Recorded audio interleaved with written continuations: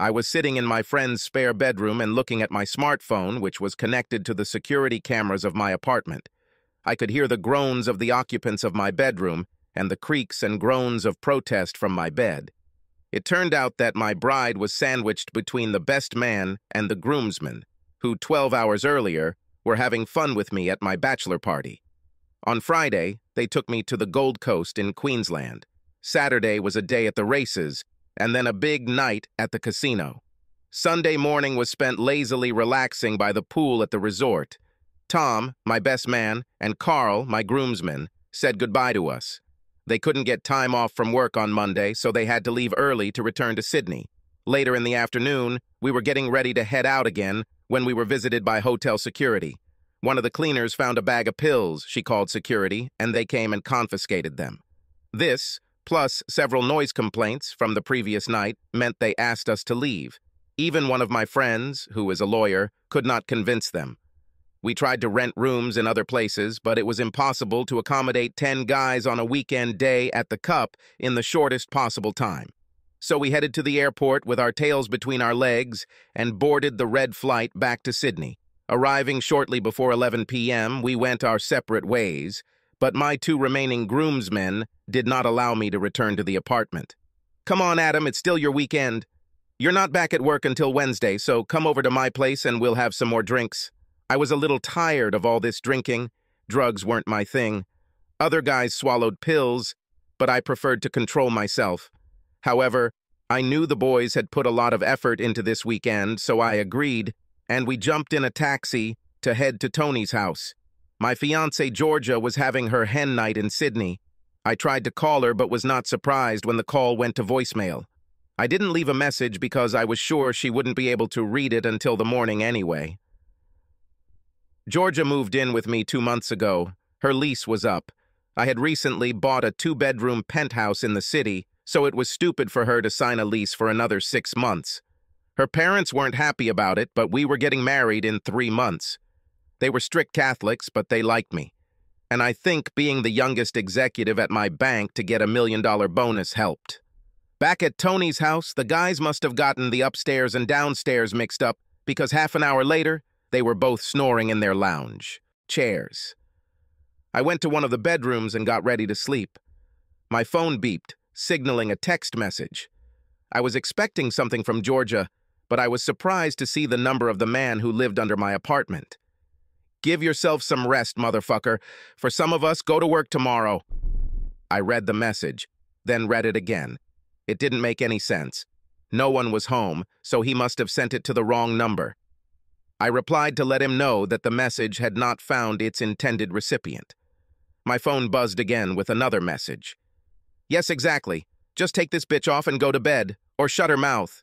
You must be very talented to write a reply while your fiancé is squealing so loudly." Now I was at a loss. He clearly thought he had the right number. What's happened?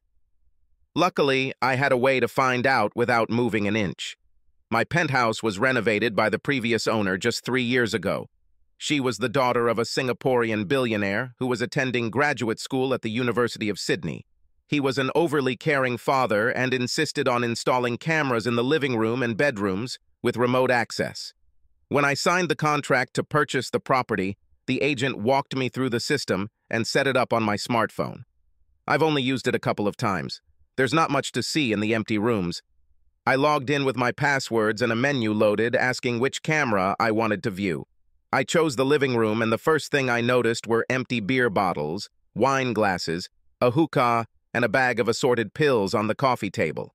I turned the camera around and couldn't find a single person, but there were pieces of clothing scattered in the living room. The noise was coming from other parts of the apartment, so with a heavy heart, I switched the camera to the bedroom to investigate. Moonlight streamed through the open curtains, illuminating the tangle of bodies on my bed. I heard a man's voice. I think I know this voice. It was the voice of my best man, Tom. He said that he missed her very much, and now they are finally together again. "I missed you too, Tom," answered a woman's voice. To my horror, I clearly heard the voice of my fiancée, Georgia. "Bitch, bitch, bitch." Things only got worse. My best man had sex with my fiancée, and from what he said, it wasn't the first time. Then I heard another familiar voice. It belonged to my friend Carl. Oh, God! They had sex in a threesome, and I clearly heard what they were talking about. They were discussing me. I continued to listen and watch this disgustingly sexual act. What the hell? My best man and my boyfriend had sex with her. I sank onto the bed, unable to believe it, but it was right in front of me. My ex-fiancée was a slut, and my supposed friends were horny studs. I wanted to crash, burn, and then bury these bastards, but as I learned from my business dealings, I needed leverage and a plan. If I was going to hurt them as much as they hurt me, I had to take my time and do it right. I went back to the security system menu and checked that it was recording. There were 24 hours of recordings stored on the hard drive, which were deleted if they were not downloaded. The lighting wasn't very good, with clouds blocking the full moon, so the video wasn't clear. It's good that Tom and Carl were such great experts. They talked a lot about how they had sex with her before, about places, positions, and Georgia answered, so I had a lot of hard facts about their misbehavior. I watched as Georgia stood up and went to the bathroom. The guys went to the kitchen, drank drinks, and returned to the bedroom. Returning to the room, they stretched out on the bed and continued talking. Then I received even more good information for myself. Georgia returned to the room and lay down on the bed next to them. "I want to have sex with you when you're in a wedding dress," Tom said. "I won't receive it until the day before, so you'll have to wait until your honeymoon," answered Georgia, who always thought ahead. "In no case. We're talking about a wedding day," Carl picked up. "And how are you going to do this, naughty boys?" Georgia said, laughing. "I was with Adam when he paid for the reception at the hotel. The ballroom where the reception will be held has a band room on one side. The guys will take turns distracting Adam while the others entertain you," explained Tom, that smug freak. "All four? Would you like it to be different?" Carl grinned. "I think no. You know, I won't take birth control then. Adam wants to have children right away. You guys will play Russian roulette, and then we will see who our child will be like. How could I be so blind?" "Calm down, Carl. We have the whole night, and almost all of tomorrow." "I won't pick up Adam until 5 in the evening," Georgia said. "Come on, don't fool us. Get down to business, girl. You know you want this." She did not resist, and soon the only sounds were her groans and the moans of the guys. Then Georgia screamed. I had never seen her so animated. It is not surprising that the neighbor guy from the bottom floor was furious at these sounds and screams. I left the security system. I've seen enough. The hard drive, located in a hidden cabinet behind my wardrobe, continued to record everything that happened. I lay down and tried to work on my revenge. Inspiration wasn't coming, so I got up and went into the living room. Tony and Jeff were still snoring, Tony lying with his legs spread out. It took a lot of willpower not to wake them. I grabbed a beer from the refrigerator and was leafing through an old newspaper on the kitchen bench when I noticed the headline, and inspiration struck. Police warn against alcohol consumption. It turned out that there were several cases of rape of drunk girls. The police feared that there was a group of men who attacked drunken young women, followed them home, then broke into the house and committed gang rape. They urged women to be more careful and keep an eye out for their friends. They also asked for any information that could help them find the criminals. While I was wondering how to use this to my advantage, my phone buzzed again. It was my downstairs neighbor who said he had filed a noise complaint with the police. Great. I returned to the bedroom and immediately called the police. "You've called the New South Wales police. How can we help?" "Oh my God, you must get to my apartment. Oh my God, I think my fiancée is being raped." I was as hysterical as possible. "Calm down, sir. Can you tell me some details?" "How can I calm down? You must send someone there immediately." "Why do you think this is happening, sir?" The girl remained surprisingly calm. "My neighbor complains about the noise, but I'm not there. I'm here. How can I make noise with my fiancé when I'm here? Please, please, send someone. Please." "How do you know that your neighbor complained?" the girl asked again dispassionately. "This will be more difficult than I thought. He sent me a message complaining and then sent me another message saying he had filed a noise complaint. Please send someone. I beg you." What address was indicated in the noise complaint? It was worse than talking to a call center or one of those computer voices. I told her my home address. Please wait a minute. Half a minute later, she returned. I'm transferring you now. Another 30 seconds. Then a man's voice. This is Detective Sergeant Potts from the Sex Crimes Unit. May I ask who is calling? Oh, thank God, finally. I'm Adam Spencer. Please send someone for my bride. Something terrible is happening. I pretended to start crying. We have a unit in the area. We just have to be sure of something. Don't get me wrong, but the noise complaint mentions that the noise was sexual in nature. Is there a chance that it's someone else other than your fiancé, or that she might have someone else up there? Whining didn't work. It's time to see if losing my temper will work. We're getting married in 3 weeks. What do you think? If she suffers in any way because of these delays, I will sue you and the department. I will be on every television show, write to every newspaper, and use your name. Calm down, sir. We'll check it out. What is your bride's name, and what was she supposed to do tonight? I did some preparation for this question. Georgia. She was going with friends for a hen party in King's Cross. The newspaper said that the rapists seemed to be targeting the area. Okay, like I said, there's a unit in the area and they're going to look in. Are you calling from your mobile? We need the number so we can keep you updated. Yes. Should I go there too? No, please stay where you are until we contact you. With these words, he disconnected. It didn't go as well as I had hoped. I wanted them to storm in and raise hell. I doubted that the rape would go away. I would have to explain. Nothing happened for 20 minutes. Then my phone buzzed with another text message. It was from my neighbor downstairs. Sorry, dude. I thought it was you there. The police are already rising, guns, helmets, and shit. I hope Georgia is okay.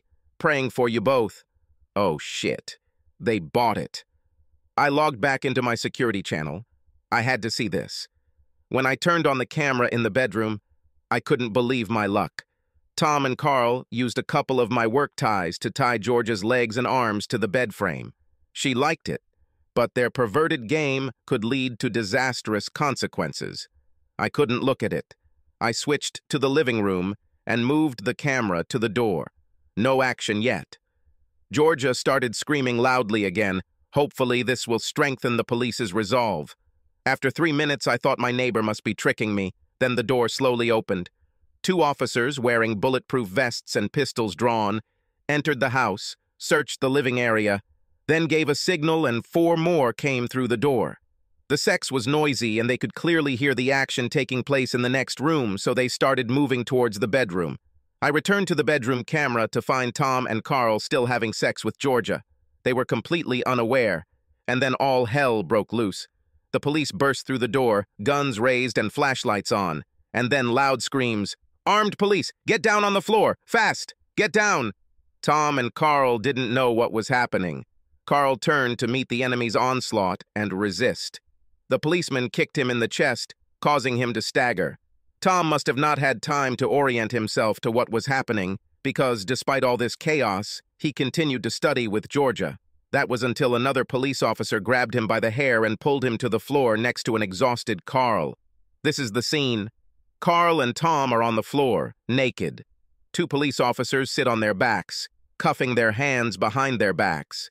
Naked Georgia is tied to a bed, surrounded by strangers with guns.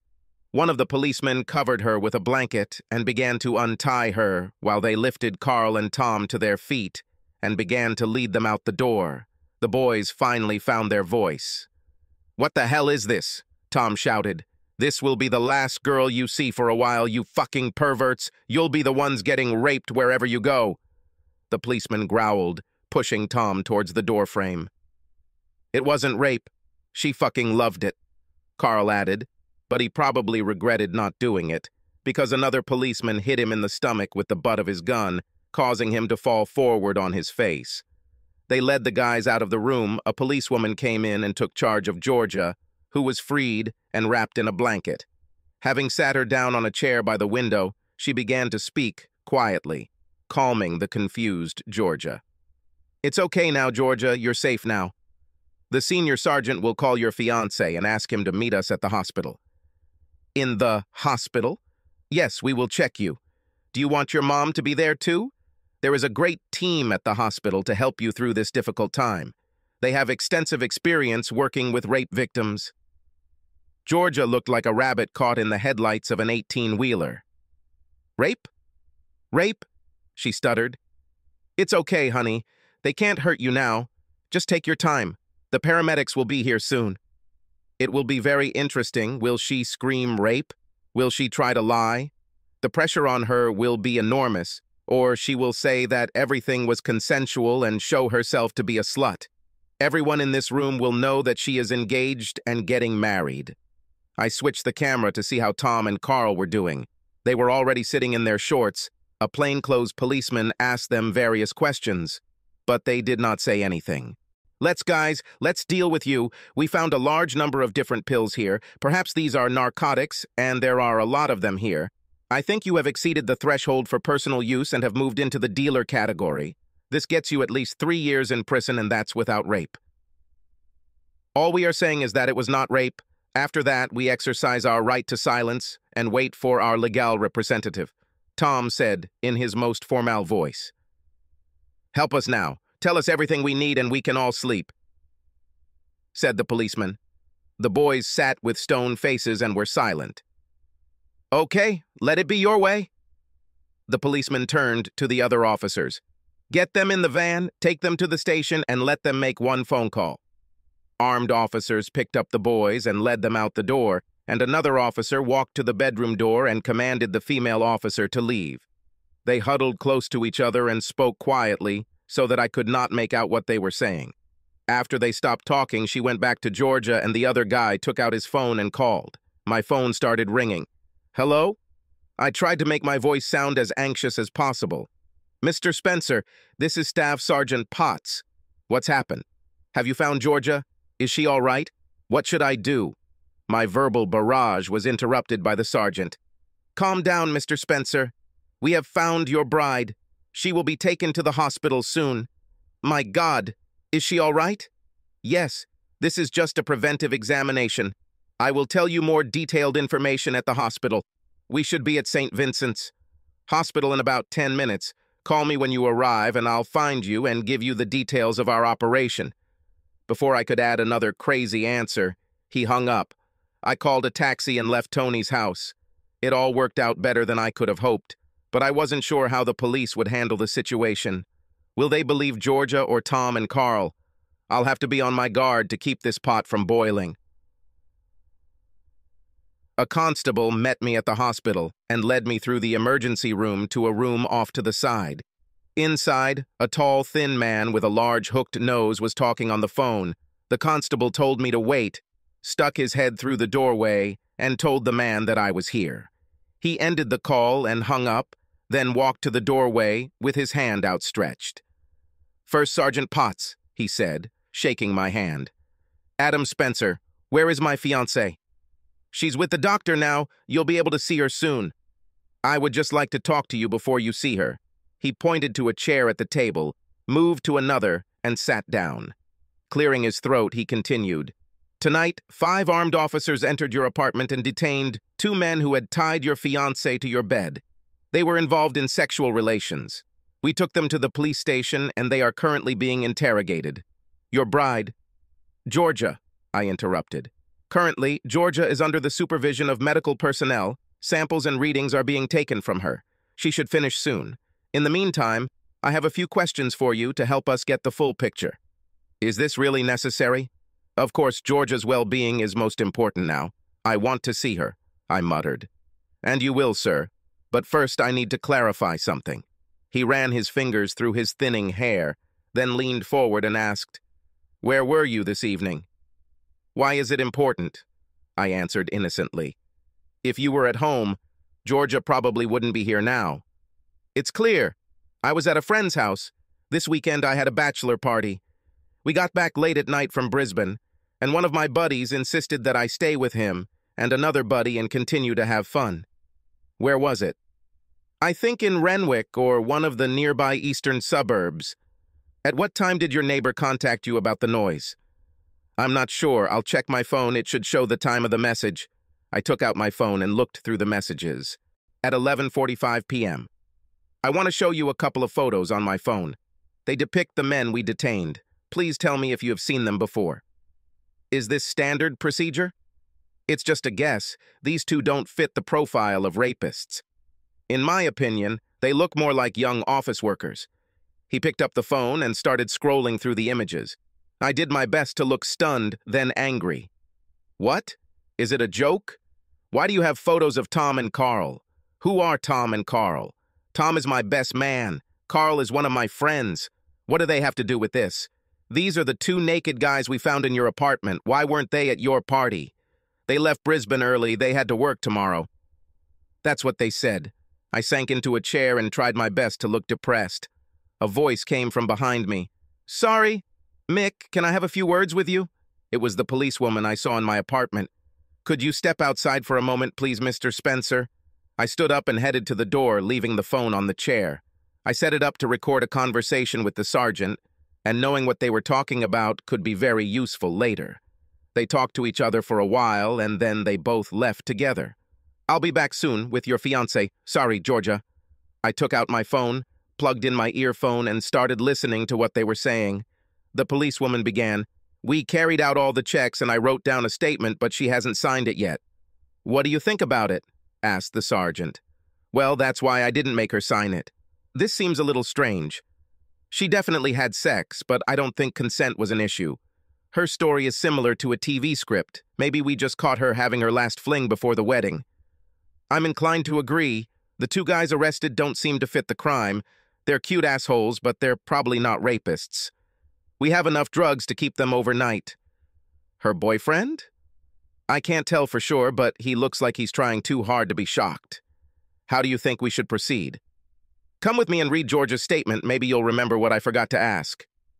I've been a good cop, so before we get her to sign, you might want to have a conversation with her about the penalties for perjury. Fine. How tough can I be? Could she lose her temper? We're talking about someone who is a potential victim, even if we're not entirely sure. That's what I think is wrong with her. I don't think she's injured. More likely, she is truly guilty, or perhaps just worried about being caught. I think you can scare her and get a real story. Then let's go have a look. There was a creak of a chair as the sergeant stood up. Then there was silence until I stopped the recording. I sat there wondering what Georgia would do. I looked at my watch. It was time to set the wheels of revenge in motion. I looked through my phone's contact list, found a number, and dialed it. Harold, says Eric Town. Eric wrote in the business section he was in charge of a dirty little gossip section called CBD. No one admitted to reading it, but everyone did. I met him at a political fundraiser and we became friends. Hello, Eric. This is Adam.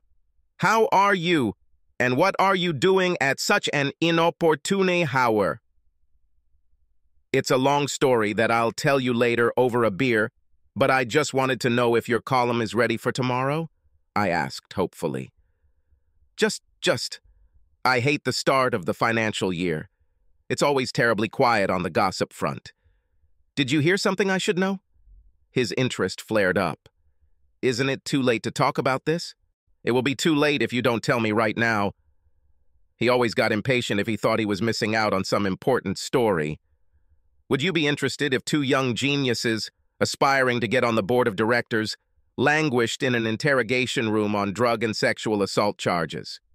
Hell yes. This would be the best gossip I've had in weeks. Can I use names? Please tell me I can use names, Eric begged. If you want to be sued, you can use names. This will be strictly in the guess who, don't sue category. At the end of his columns, Eric included a section called Guess Who, Don't Sue, which contained all of his unfounded juicy notes without names. Every morning, during the tea break in the city, small clusters of office workers tried to attach names to these accusations. Nerd! Now you know how I work. I need some backstory so I can come up with my cryptic clues. Spit it out, brother. Tom and Carl, I said, trying to keep my voice even. Your best man and groomsman? Are you shopping for your buddies? Who did they attack? To your mother? My fiancé, or better yet, my ex-fiancé. I tried, but I couldn't help feeling bitter. Eric was silent. Something in his reaction was not what I expected. "Did you already know about this?" I asked. "No, but I guess I should say that I'm not entirely surprised," he said carefully. "What is this supposed to mean?" I raised my voice and received a stern look from a passing nurse. "Well, for some time there have been rumors about Georgia and her boss. I couldn't figure it out, so I didn't talk about it." "She also has sex with her boss?" I screamed a little again. "Well, probably, but the story was that it was offered as an incentive to potential clients," Eric said bashfully. "Damn it. How could I be so blind? It's called love, Adam. Anyway, do you want me to explode?" "That's why I called. I want to take revenge for a change." "Consider it done." We said goodbye and hung up. A policewoman was walking towards me along the corridor. She had a very good figure and walked confidently. "Oh, these women are in uniform." She stopped in front of me. "I'm Constable Haven. I work with victims of sexual assault. Do you mind if I talk to you? Georgia will be here soon, and hopefully I can help you both overcome this trauma together." Hardly, I thought. But I put on a smiley face and let her advise me. It was a little tiring until she squatted down to get a better view, but mostly I just stared at her. Georgia came up to me, along with Sergeant Potts. I stood up and pretended to be a concerned future husband. Walking up to them, I took Georgia by the hands. She started crying, and I stroked her back and head like a sad puppy, making comforting remarks about how everything would be fine, that I would be there for her, and stuff like that. In the back of my mind, I was making plans. I had 3 wedding party members in trouble, but still had 2 left. Both police officers gave me their business cards, and we left. On the way home, Georgia sat, snorted, and thanked me. She told me how wonderful I was and how much she loved me. Back at our apartment, I started to clean myself up. Georgia seemed eager to get me into bed, but there was no way I was going to get the sloppy fruits of that bitch. Who knows how many times I've already done this. I made a mental note to check with a doctor. "Come on, baby, I need you to hold me," Georgia moaned. "I just want to clean myself up, go to bed. I'll be there soon." Fatigue must have gotten to her, because she gave up and went to bed. I had a lot to do. First, I downloaded the video from my hard drive and watched it. It was perfect. From the moment they entered my apartment, it was obvious that no rape had occurred. Georgia couldn't wait to get naked and get into some sexy action with the guys. 1 count of filing a false complaint. Maybe if the prosecutor was delighted with the perversion of justice. The guys were more interested in getting high, and their big and long tongues helped me again. They said they took the drugs from Tony. I knew he always had drugs, but I didn't know he was a dealer. This is another groomsman with drug charges. Later, they went even further. Georgia asked why they had so much, and they said that Tony had just made a big purchase. He needed some extra money, and they lent him some. They were hoping to double that in the next couple of weeks, as Tony moved stock. Slap, slap. 3 charges of possession with intent to distribute. They might find enough good lawyers to stay out of jail, but their business careers were in jeopardy. After that, the 3 of them got down to business, and I still needed to find something on Jeff if he was involved. I originally thought I would email the CCTV footage to the police around noon, but given that the sergeant is not being very nice to me, I decided to call now. I thought that at 3 o'clock in the morning, I would just give them a message, but that would show that I wasn't trying to hide anything. I dialed the sergeant's number first and was surprised when he answered. "Hello, Staff Sergeant Potts." He sounded annoyed. I hoped I didn't wake him. "This is Adam Spencer. I met you at the hospital when I picked up my fiancée. Didn't I wake you?" "No, of course not. I have a night shift. I don't go to bed until 8 a.m. His mood did not improve. "Listen, I don't want to take up your time, but my mom—" I paused, as if trying to restrain myself. "In my apartment, there are 3 CCTV cameras connected to a hard drive." I snorted and cleared my throat. I had to try and sell this. "Oh, yes." This interested him. "Why didn't you say anything earlier? Did you see it?" I could almost see him suddenly sit up straight, leaning forward expectantly. "I guess because of everything that was happening, I forgot. I have it. I paused again and blew my nose. Sorry, it's difficult. You know. I looked at it and I stopped completely and the sergeant took the bait hard. What? What did you see, Adam? Adam? Are you still there? I don't think it was rape. Oh my God. They came together, laughed and kissed. I let out a strangled cry and pretended to sob. Does this have something to do with drugs? Demanded the sergeant. He already suspected that the rape was fictitious, but it seemed that he still wanted to pin the boys. I didn't look at it much after that, but they put them on the coffee table. I lied. I need to look at this tape. There are two powerful legal eagles here making a fuss about lawsuits. Can you send it to me? I think I can send it by email. Wait, I'll give you the address. We need to get it quickly. He gave me the address and hung up. I went to my computer and sent a copy of all the footage from the 3 cameras. I went to the spare room and tried to sleep, but could only toss and turn with my eyes closed. I could not believe that I had judged the character of my girlfriend and my comrades so poorly. Somewhere around 5, my phone rang. Sorry, I hope you weren't in a deep sleep. It was Sergeant Potts, and his voice sounded much happier. I was in bed, but I'm having trouble sleeping, I said sharply. Yes, well, that's understandable, considering the circumstances. Look, I won't keep you. Could we meet for a cup of coffee when I'm free at 8? There are several events that I want to talk to you about. Of course, I don't have anything planned. There was strong bitterness in my answer. There's a coffee shop in the Surrey Hills, not far from the Oxford Tavern. Do you know it? Yes, just don't go there. There are too many cops there. Yes, I guess there is. Okay, I'll see you at 8. He passed it out, and I started tossing and turning again, trying to sleep. I got up at 7 a.m. and took a shower. Georgia was still fast asleep, or at least pretending to be. I don't think she really wanted to talk to me until she had time to come up with a story. I flipped through the morning TV shows, trying to find something to take my mind off the past 24 hours. The main story on the news at 7:30 soon caught my attention. Police from the drug squad carried out a pre-dawn raid in the coastal suburb of Bronte. A search was carried out in the 2-story house, and 2 men were detained in connection with an intra-city drug ring. Neighbors of the house said that the tenant was a pleasant young man who worked in one of the city's banks. Police are yet to release any further details but have confirmed that a large quantity of drugs has been seized. They have also detained other people who they hope can help them with their investigation. Oh yeah, fuck you bastards. Sergeant Potts would be pleased. I got dressed and was about to go out to meet the sergeant when I remembered my conversation with the gossip columnist. I went back to the computer and checked the online add-on. At the bottom of the CBD column, under the bold heading, Guess Who Didn't Sue? Some high-ranking PR expert and well-known girl in the city postponed her upcoming wedding after she was caught in flagrante delicto with a couple of wedding groomsmen. Unfortunately, her ex-fiancé and a rising star in the world of private banking was not among them. Amazing.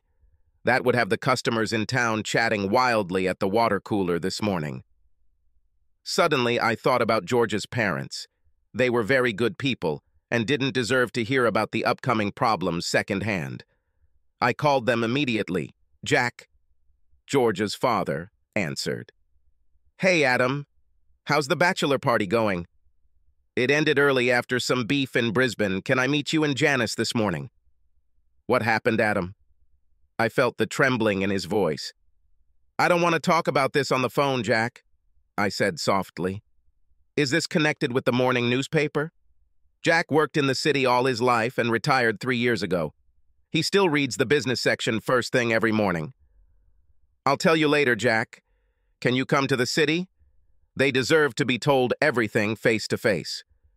Okay, we'll be there around 11. Where do you want to meet? He seemed resigned to the fact that he would receive bad news. How about that little bakery near your old office building? They still make the best cakes and treats around. Okay, I'll see you there. But that's it, Adam. Please don't make any hasty decisions until you know everything, Jack begged. I already know too much, Jack. I'm sorry. This time I felt tears welling up in my eyes for real. After saying goodbye, I walked out the door. It was a gorgeous sunny day in Sydney. Late autumn is always the best. The sun isn't as hot anymore, and the humidity is generally lower. I decided to walk to the meeting, which made me a little late, but I didn't care. Sergeant Potts was about to leave when I entered the cafe. "I thought you bankers were punctual," he swore. "I'm still on vacation," I grumbled, sinking into the chair opposite where he stood. He sat down opposite me, his frown replaced by a smile. "Luckily for you, we got the result last night." The CCTV footage was very informative. We couldn't use it as evidence, but it gave us enough information to work through them. We split them up, and when we started asking about buying a shipment of drugs, they both thought the other one was selling them. The waitress came over, and I ordered orange juice while the sergeant took warm milk. The police are not what they used to be.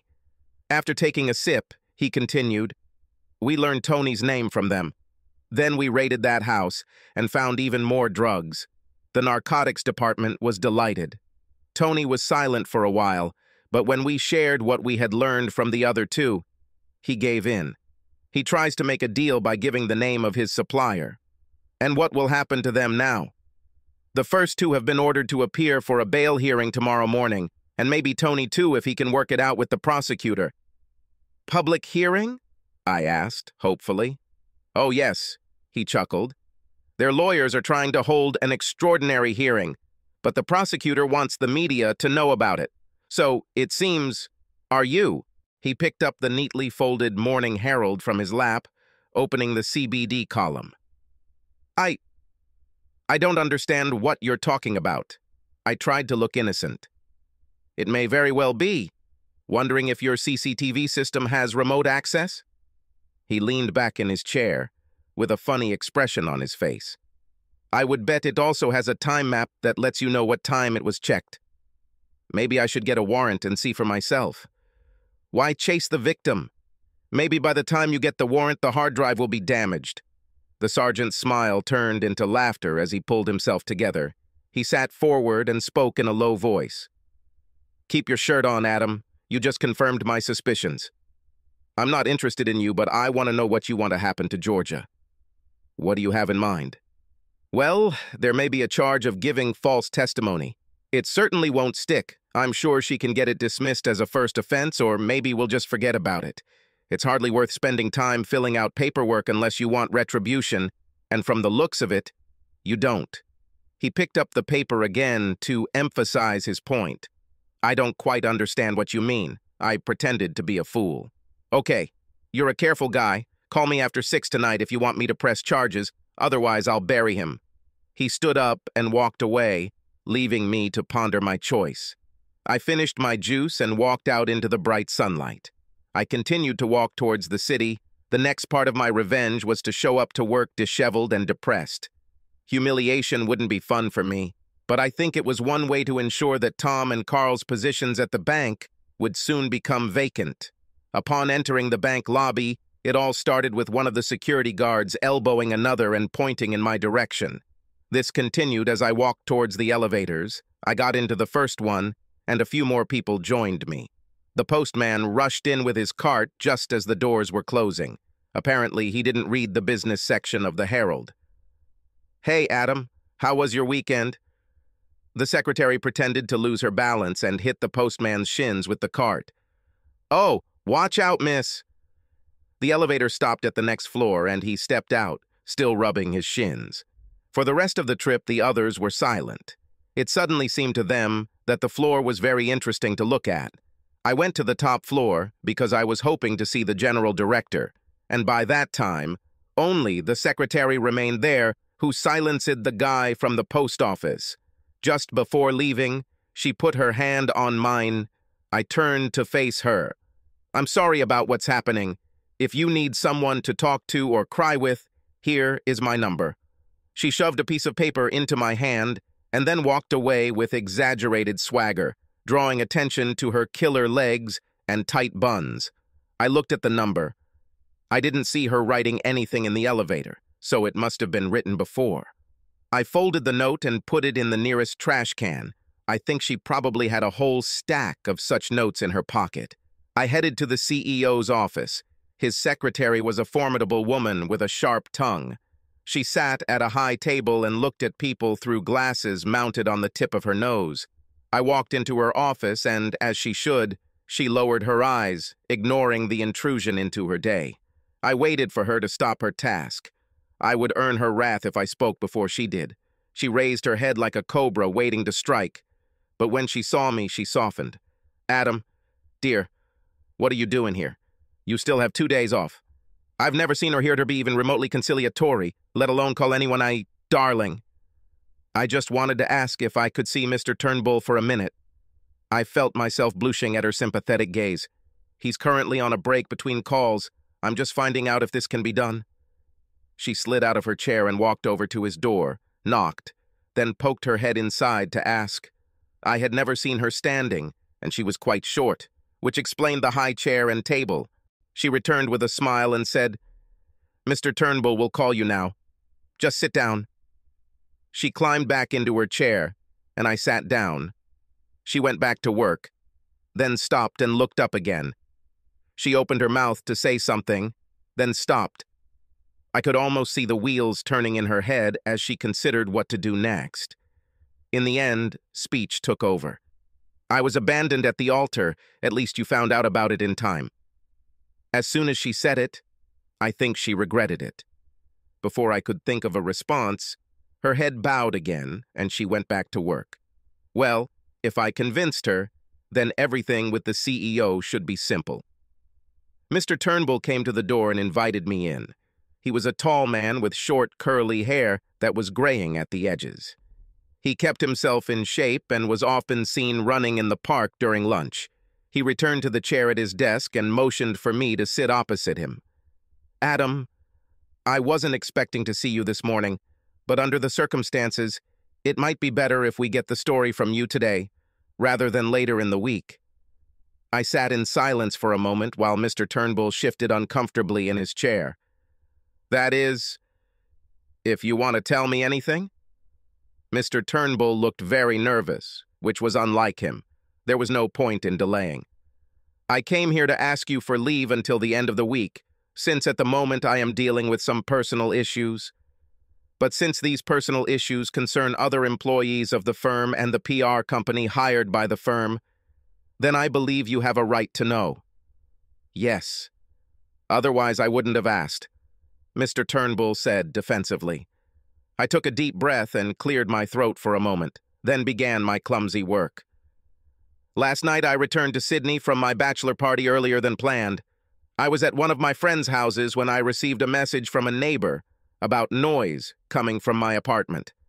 At first I thought he had the wrong number, but when he continued to insist, I called the police, thinking that someone had broken into my apartment and that Georgia might be in trouble. The police arrived and entered the apartment where they seized drugs and found my fiancée tied to the bed with Tom and Carl having sex with her. I stopped, took out my handkerchief, dabbed my eyes, and wiped my nose. Not that there were any tears, but it left the desired impression. "Oh, God, God," muttered Mr. Turnbull, sitting forward at his desk, eagerly awaiting more. At first they thought it was rape, but after a morning conversation with the police, this version was rejected. Tom, Carl, and my other friend Tony are currently being held on drug charges. Oh, God, not very good for the company. Not good at all. What did Georgia say about this? I don't know. I haven't spoken to her since I spoke to the police this morning. Oh, God, a terrible thing. A terrible thing. It's safe to say we won't let these two through our front doors again. You can stay as long as you like. Call me on Monday and we'll talk further. He leaned back in his chair, letting go of me, seemingly relieved.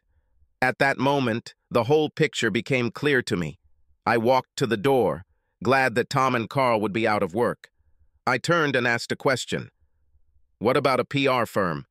Immediately, he again looked like a cat on a hot tin roof. "Yes. Well, in this regard, an internal investigation will have to be carried out, since Tom and Carl were in charge of the tender process. I'll talk to Jeremy, their CEO, and we'll figure something out." His face was flushed and he was sweating. He was hiding something, given what Eric told me about Georgia's role in her firm.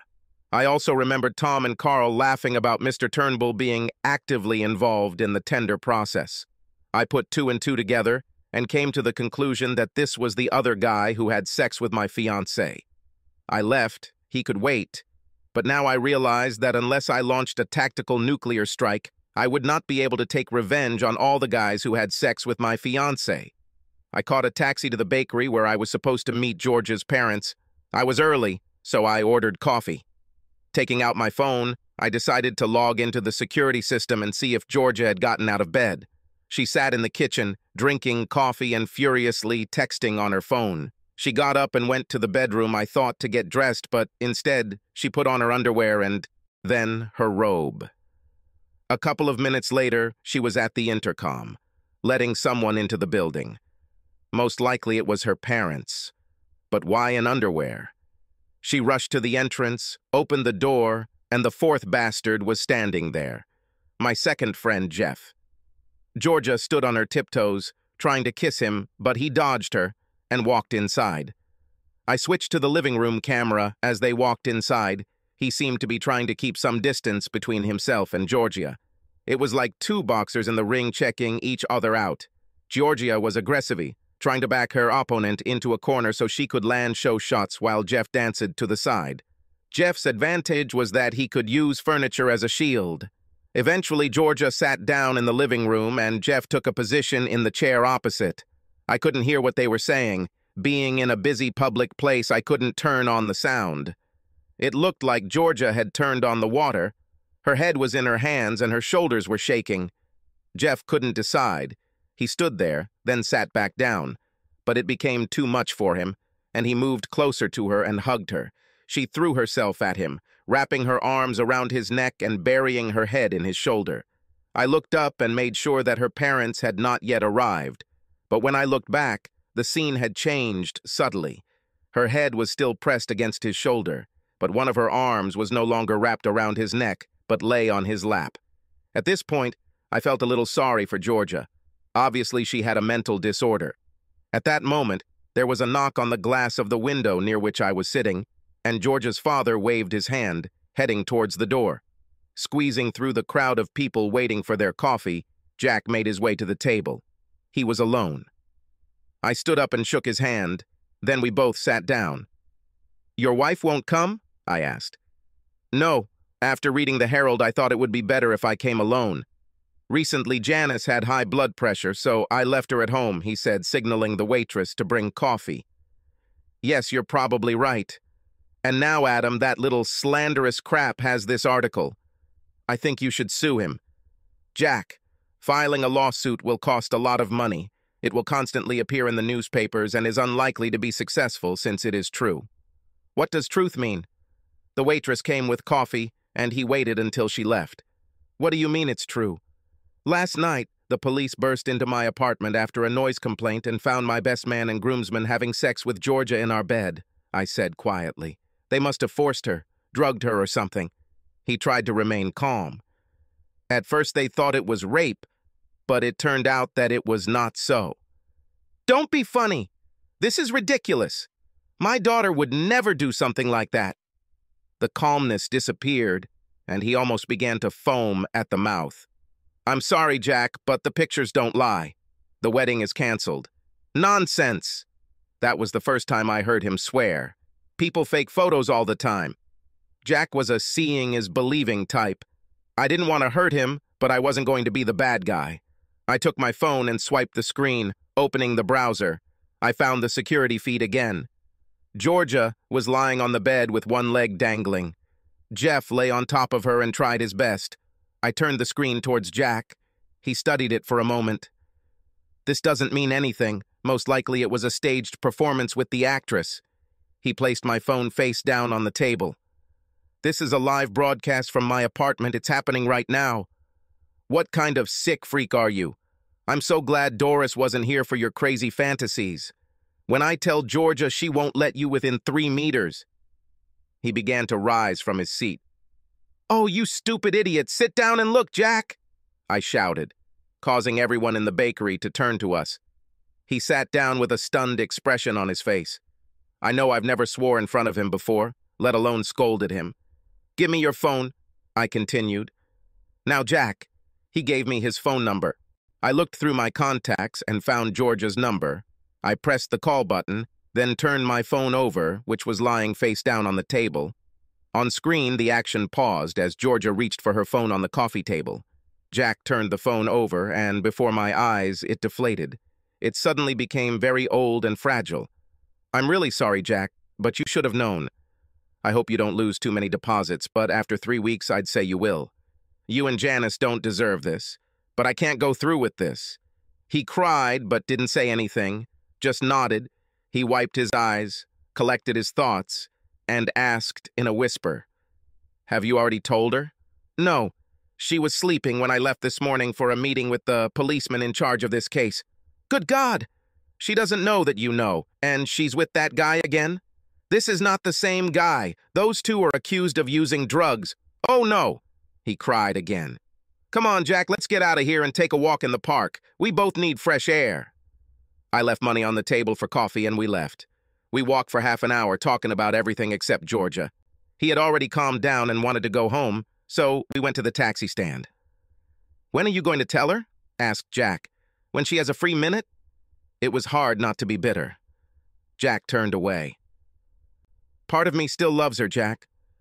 Part of me thinks this is a nightmare from which I will wake up and everything will be the same. That's what makes me feel so terrible, because the rest of me wants to kill her and all the men who touched her. You can let me know before you do, because I'll come and pick her up, take her home." Tears appeared again.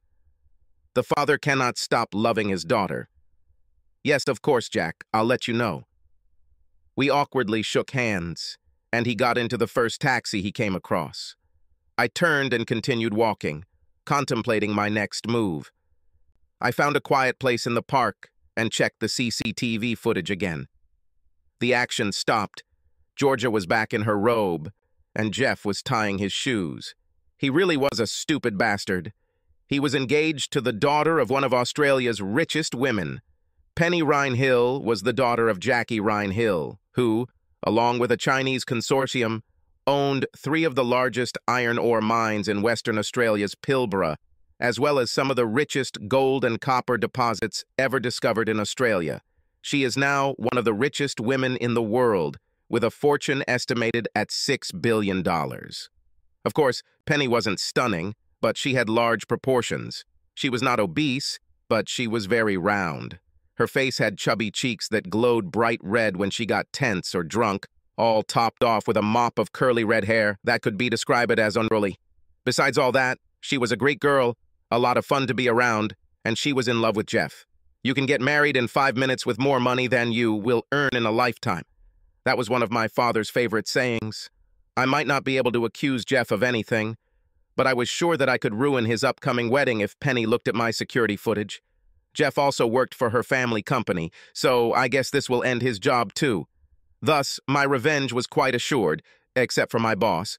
But I had a plan for this case too. I just needed to get Georgia's cooperation, and I think I had a thing or two to make sure she would meet my needs. As I headed home, I was very interested to see how Georgia was going to handle our situation. When I got home, Georgia was gone. I didn't expect it, but it delayed the impending confrontation a little. It also gave me time to make a video for Penny. Jeff's conversation with Georgia when he arrived was also interesting. He was sent by Carl and Tom's lawyers to find out what she told the police. The charge of interfering with a witness came to mind, but that didn't make much sense. I'm sure Penny would come up with a much worse punishment. He continued to ask her about the drugs and what she told the police. She said she only told them about the rape. Jeff told Georgia that the boys were not accused of rape, but only of possession and trafficking of drugs. At that moment, she sank to the floor in the living room, and he hurried to console her. She now knew that the rape charge was useless, and that was probably why she left the apartment. I was preparing dinner for myself around 5 in the evening when the apartment door opened.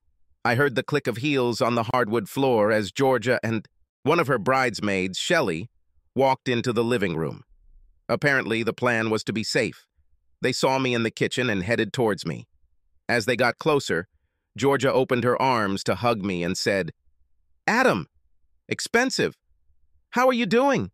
We were so worried. She snorted as if holding back tears.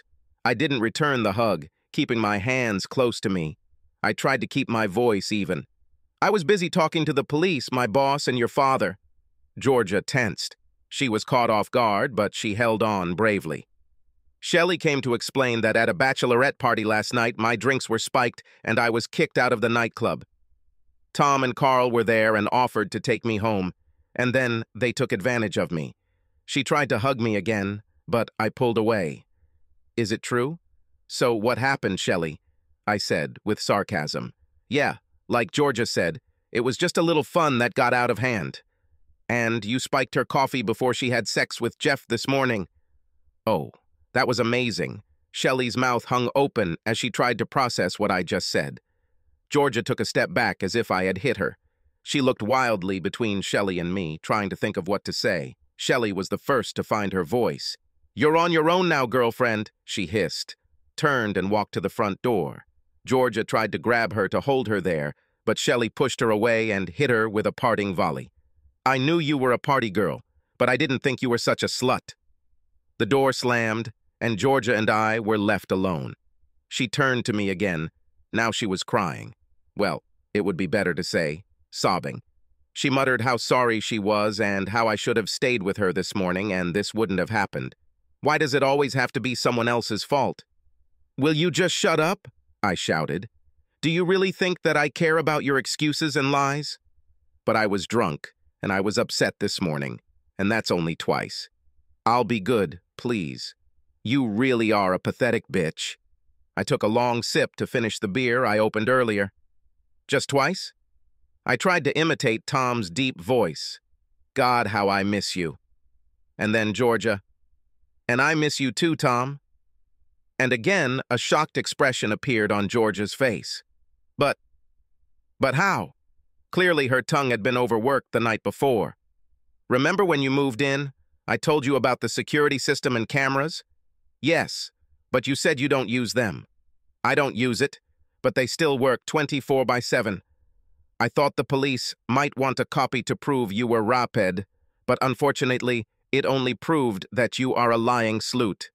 Tears were already flowing for real, in a continuous stream, running down my face. She was squatting, leaning against the wall. She looked very pitiful, small, sad, and pathetic. Then I decided that I would ask the sergeant to forget about the charge of perjury, but I would not tell her about it until I figured out why she did it. If she even knew. I walked over, pulled Georgia to her feet, and helped her sit at the kitchen table. She tried to cuddle up to me, but I moved away, took 2 beers from the refrigerator, and sat down opposite her. Opening the beer, I placed one in front of her and took a sip from mine. I want you to know we're done. Fine? She nodded her head. The cop wanted to know if I wanted him to charge you with perjury. I have to inform him about this before 6 in the evening, so you have half an hour to answer my questions truthfully, and I will tell him to forget about you. Please, Adam, don't need me. I interrupted her. Answer my questions or wait for the police. She nodded her head, took the beer I had brought for her, and took a long sip. A friend in town told me that you slept with your boss. This is true? Georgia nodded her head again, wiping her tears with the back of her hand. And how long? About 9 months, she answered, sobbing loudly. You were only there for 10. What the heck? I was recruited into a new strike group. We were supposed to become the leading link in promoting the corporate market. Georgia sobbed. My boss, Jeremy, called me into his office a month later. He was unhappy. She sobbed again. We applied for 3 corporate clients and lost each of them. Georgia stopped and drank more. Her sniffling was driving me crazy, so I reached over to the cupboard and grabbed a box of tissues, and she blew her nose loudly and continued. Jim said he didn't think I was making enough of a contribution to the team. I told him that I work harder than others. He walked around his desk and stood in front of me. He said that I was hired because of my considerable strengths and that it was time to show them off. He then started unbuttoning my blouse. Exactly. This is unequivocal sexual harassment. Why did you put up with this? That would be normal for you. You are a miracle child, the youngest guy to ever receive a $1 million bonus. I was on my third job in 2 years. I wanted to make a statement. The tears were forgotten as her anger burst forth. Having sex with your boss? This is one way to earn a reputation, but not a very good one. I did this, and it was I who was able to get 3 large accounts for them. I couldn't believe she was bragging about being a corporate slut. And now they'll leave you to your own devices, and you'll have to start doing stunts for real. I don't think so. Jeremy wanted to play it safe, so I had to secretly record some of the meetings. I saved copies to cover myself. That was interesting. If I can get a copy of her and Mr. Turnbull, then I can punish this creep. Where do you keep copies? I asked, hoping it wasn't at work. On the desktop at work. Damn, I exclaimed, slamming my beer can on the table. What's the matter? Georgia looked scared. I'd love to have a copy of you and Mr. Turnbull. I stood up and walked over to look out the window. I don't. I turned around and directed my gaze at her. Well, how did you know this? She finally asked. Obviously. You share your assets to get new clients. Our bank is a new client. Is that all you want? If you're so desperate to watch it, I'll just go to work and make a copy. Georgia shouted, standing up abruptly, causing her chair to fall. She stomped over to the table in the hallway and grabbed the keys. You won't even get through the front door, I told her. She stopped and turned to me. What do you mean? Your boss will cover his tracks. A guard will meet you at the door with a box with your things. They will never let you near the computer. Georgia bit her lip, something she always did when in doubt.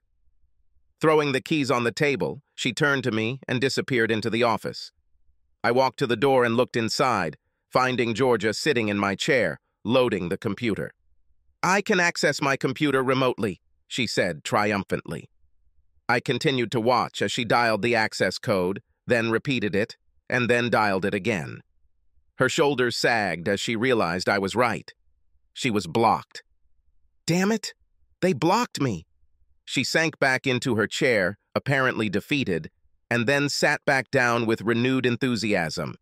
There's a back door to Jeremy's computer that I used to put video files on. Yes, I am inside. I moved behind the chair. Copy everything, I said.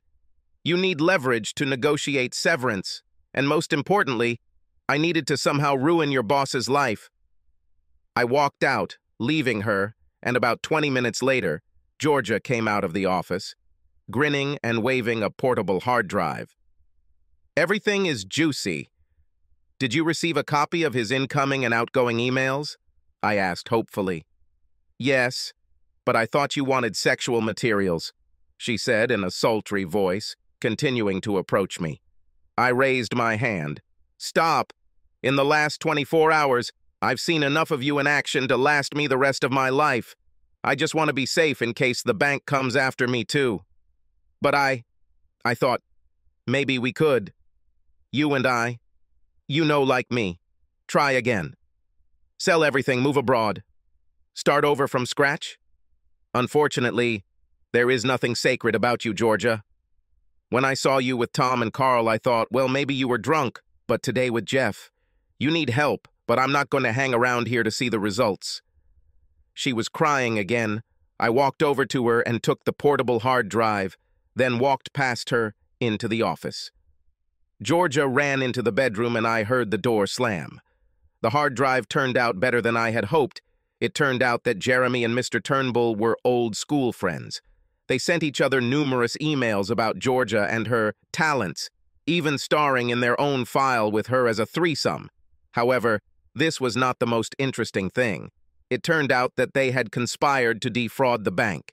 Mr. Turnbull wanted to top up his pension fund, so he forced Jeremy to inflate the tender price for a PR contract. He approved it, but Jeremy only recorded the required price in the company's ledger. They took the difference and divided it 50-50.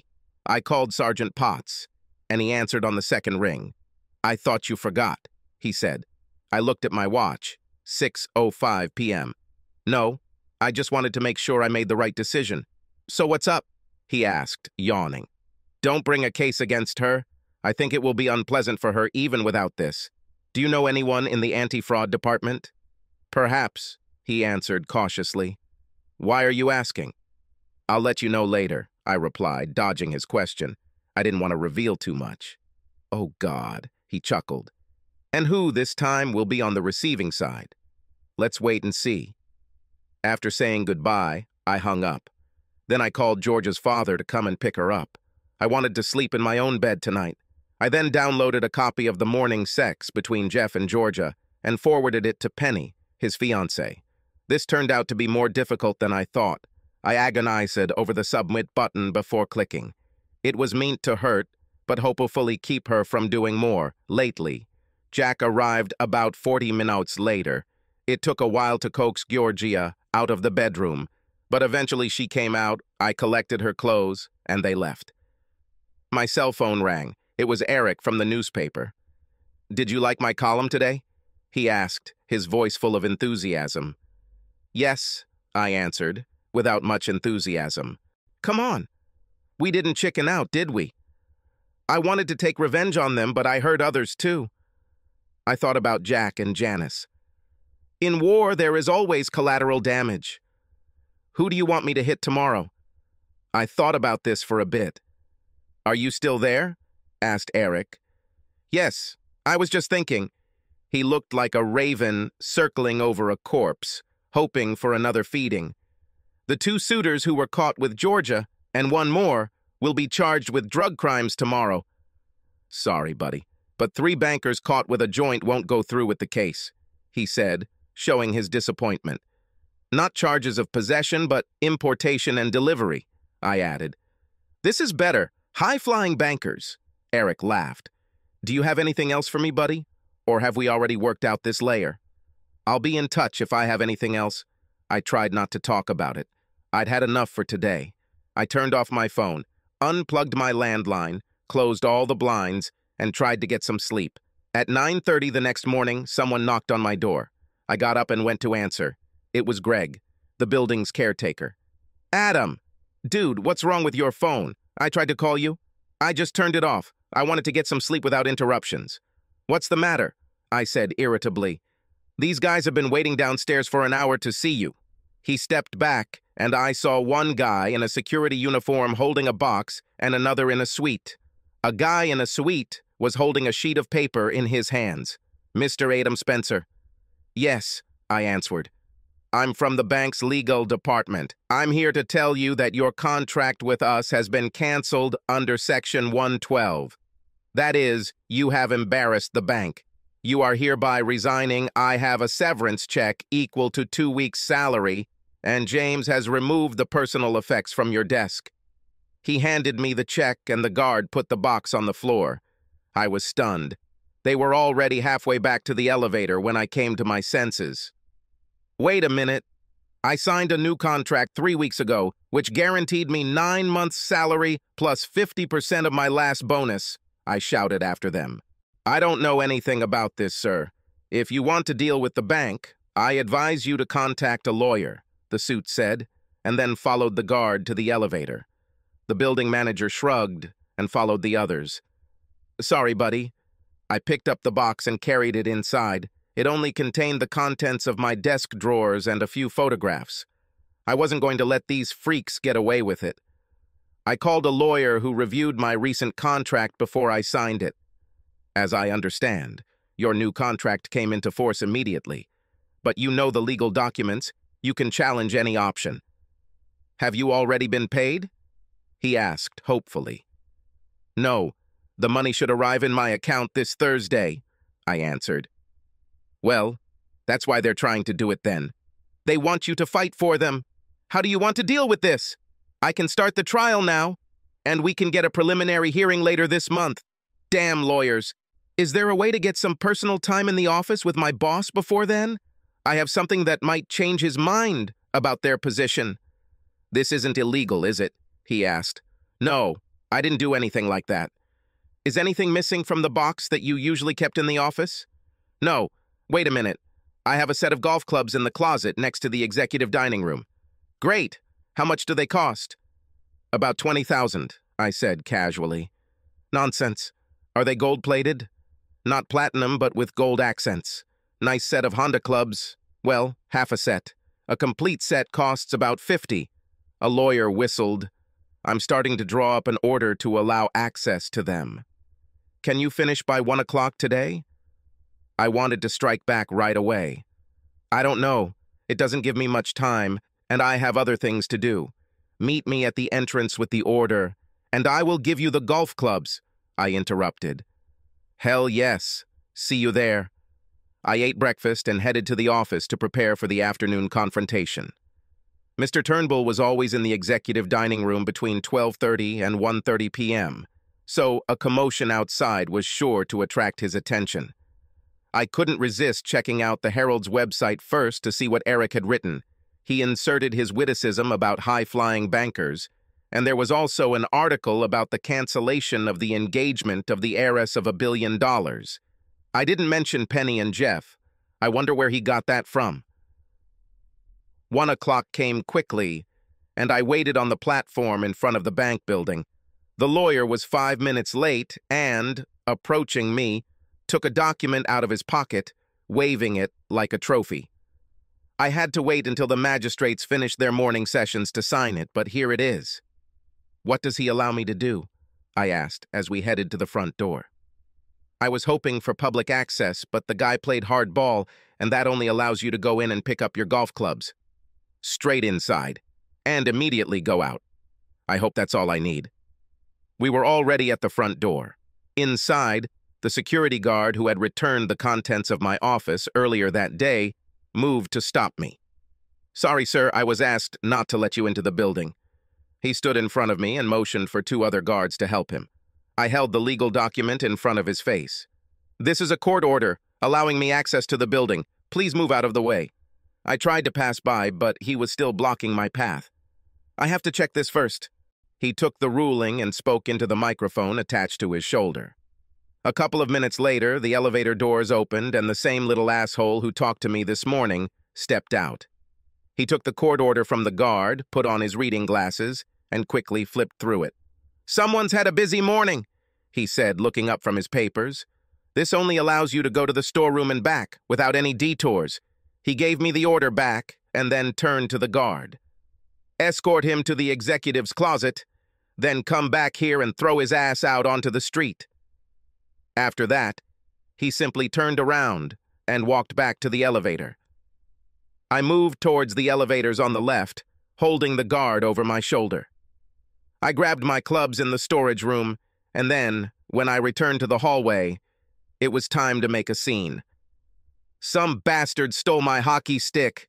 I dropped my clubs and headed down the hallway toward the executive cafeteria. You can't go there, sir, the guard said, grabbing my hand, but missed. I rushed towards the dining room, but the guard was faster than I thought. He grabbed me just as I approached the doorway. I tried to free myself, but he was stronger than I thought. Hearing the noise, Mr. Turnbull appeared at the door. What the hell is that noise? He shouted, and then realized who it was. What the hell is he doing here? Sorry, sir. He had a bench warrant, the guard said, lifting me off the floor by my collar. I stopped resisting as my victim was right in front of me. Mr. Turnbull, I'm glad to see you too, I said, with sarcasm in my voice. I thought you might want to reconsider my severance package. Never, he pointed at the guard. Get this nonsense out of here. Now! I took the flash drive out of my pocket and threw it to him. Better look at this when you have the opportunity, but not when your wife is nearby. Mr. Turnbull's eyes narrowed. What are you talking about? Call Jeremy and he'll tell you. I spat. How to get him out of here? The mention of Jeremy's name did not frighten him. Apparently, he decided that this issue had been resolved. Putting the flash drive in his pocket, he returned to the dining room.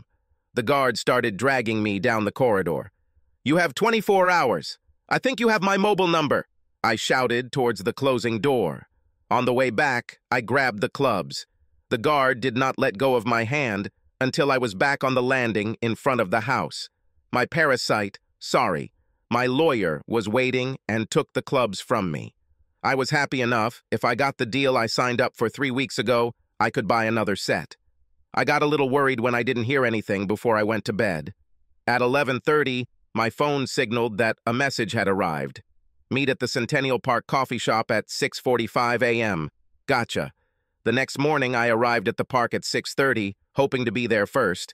Apparently, Mr. Turnbull had the same idea, as I walked on one side and he walked on the other. We came together awkwardly, keeping about 3 meters away from each other. "What file do you want?" he asked angrily. "Only what is due to me under the new contract." I supported his anger. This contract was not valid until Thursday. This is a controversial fact, and I do not have time to carry this conversation through our court system.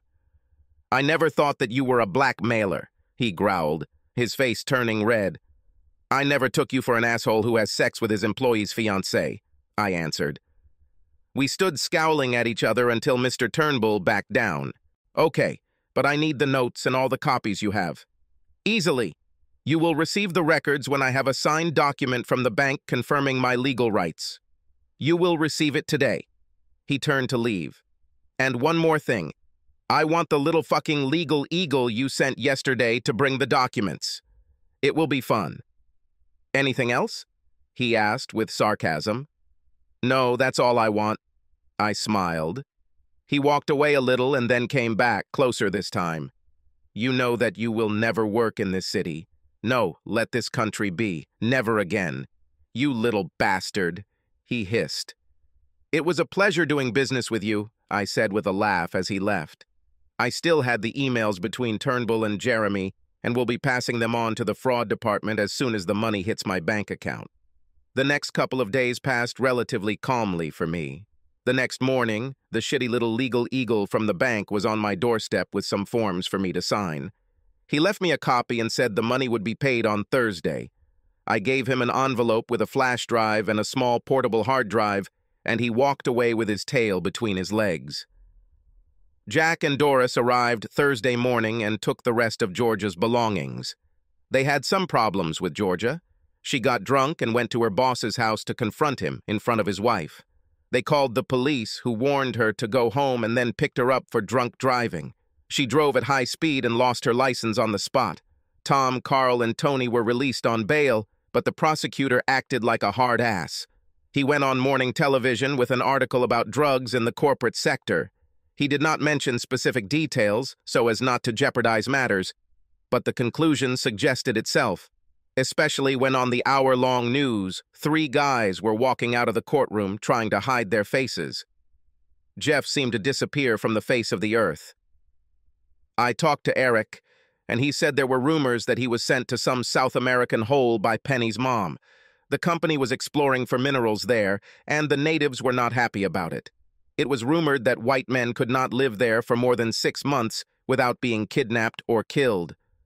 Thursday afternoon at 4:55 p.m., my bank account was $720,000 higher, and at 4:59 p.m., I was on the phone with Sergeant Potts. The next morning, 2 detectives from the fraud department and a guy from the investment and securities department came to see me. I showed them the emails. They claimed it looked like a conspiracy to commit fraud. Then came the important question. How did you receive these letters? I had to admit that they were not obtained legally. The detectives were a little angry, feeling like they had wasted their time. We know all these big guys are running scams, but they are surrounded by big legal fences. We can't drag them here and force them to tell their story.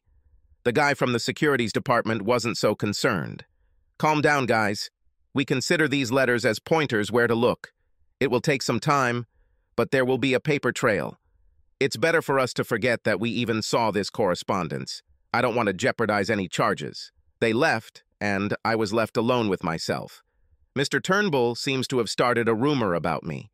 I contacted competing banks with a job offer, but the HR staff did not return my calls. I was walking down the street near my building, wondering what to do, when a black car pulled up next to me on the side of the road. The window rolled down to reveal Penny Rhine Hill in the back seat. "You look as lost as I feel," she said seriously, and then a wide smile bloomed on her face. "I refueled the company plane and it's waiting on the runway. Do you want to rest a little?" Mommy. Should I sit? and feel sorry for myself or go on vacation, I thought, rubbing my chin. Give me 5 minutes and I'll pack my suitcase. To hell, just sit down. Where we're going, you won't need a lot of clothes. And where will we fly? I asked, throwing caution to the wind and opening the car door. To a family complex in Mauritius. It has its own beach, pool, golf course, and chef. Go! I exclaimed as she reached forward and tapped the glass separating the front and back seats to signal the driver to go to the airport. 25 minutes later, we were seated on the Rainhill family's Gulfstream plane and on our way. 3 weeks turned into 5 months. A fantastic break. Did I hook up with Penny? Of course, with a flight attendant, a maid, and half a dozen local girls. Penny was just a crazy girl. When she decided to have fun, it was an amazing sight. But that's another story. Why did I come back? It's very simple. I wanted a front row seat to Mr. Turnbull's fraud and racketeering hearing. He walked in at the start of the hearing, all sweet and easygoing, chatting with his team of lawyers. The bank supported him, so he had a lead and assistant barrister, 2 assistants, and a legal advisor. By the end of the first day, his tie was down and beads of sweat appeared on his face as he spoke anxiously to his lawyer. Things weren't going very well. The prosecution was very thorough and presented a long and complex paper trail that linked Mr. Turnbull to Jeremy and the PR deal. The defining moment came at the end of the day when it was revealed that Jeremy had surrendered the day before. He admitted he was wrong and was going to plead guilty to a slightly lesser charge in exchange for testifying against his accomplices. The bank, sensing the inevitable, withdrew its support. On the second day, Mr. Turnbull arrived at court subdued, accompanied only by his legal advisor.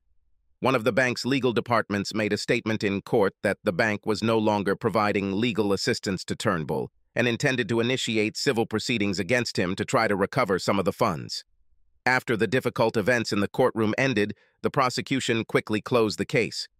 When it was the defense's turn, she demonstrated her desperation by producing a hard drive containing photographs of Mr. Turnbull, Jeremy, and Georgia.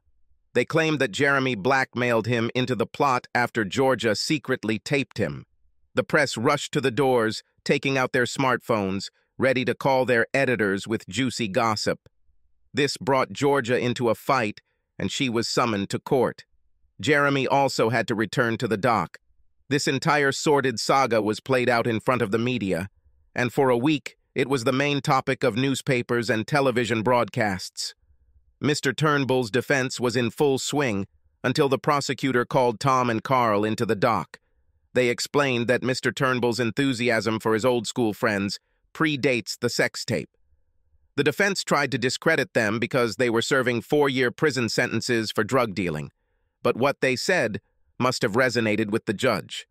He concluded that there was a case to be made and referred Mr. Turnbull to court.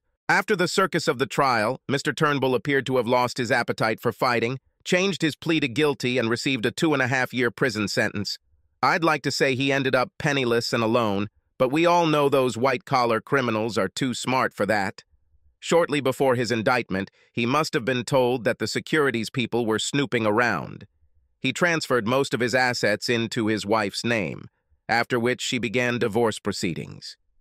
By the time of the trial, he was living in his son's garage and was declared bankrupt with no assets. Undoubtedly, after his release, there will be a reconciliation and he will be free again. The head of the Department of Public Prosecutions must have enjoyed being the center of attention, so after Mr. Turnbull hesitated and admitted his guilt, he went after Jeremy and Georgia. Jeremy only took the deal on the conspiracy to defraud charge, but the Department of Public Prosecutions added it, using a surveillance device to record private activities without consent, filming indecent acts, and using a telecommunications network to facilitate the commission of a crime, extortion, threats, and sexual harassment in the workplace. Some of these offenses were only minor misdemeanors, but they all added up, and he ended up getting 3 years behind bars. Georgia was given a suspended sentence for recording without consent and filming indecent acts. However, during all these trials, her face repeatedly appeared in the news, and her reputation was damaged. Some of the dirt stuck to me, even though I was only a supporting actor in the show. At various times, there were speculations about my involvement. Apparently, I was branded as an unbalanced cuckold in the financial sector. My job prospects never improved. So if no one gives you a job, you have to look for your own. I started a venture business specifically for environmental projects. I haven't made a fortune, but I'm surviving and hopefully doing good things. Penny and I remained close, but she was a player and I was not. I'm still searching, but I have trust issues that are holding me back. I've just started a project to rejuvenate some wetlands, 700 kilometers west of Sydney, in the real outback. 2 mining companies and a bank have invested money to bolster their corporate image. I will be living in an old homestead that was once the main house on a 100,000-acre sheep station on the Darling River. I hope the clean air and big sky country will bring good luck. Subscribe to our channel so that your second chaff doesn't cheat on you, and go ahead and listen to the next story, because this story is nothing compared to the next one. If you're under 18, don't even think about listening to the next one.